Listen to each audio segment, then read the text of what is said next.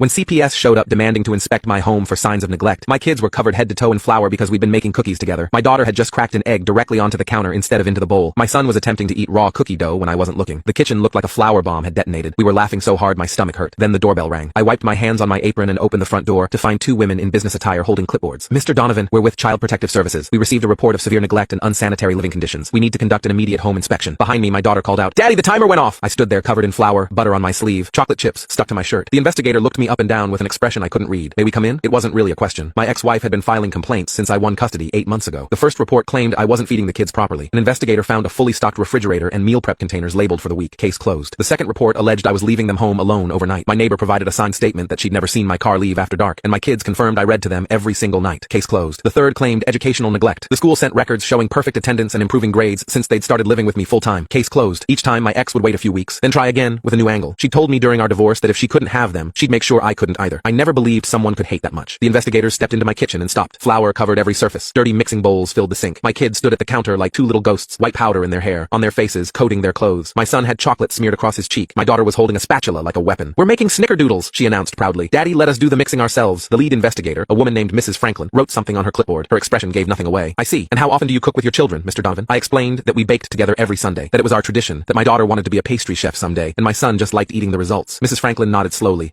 To continue, swipe left to go to the profile, then tap the pin video. Then tap the CapCut icon in the bottom left. Finally click the red button.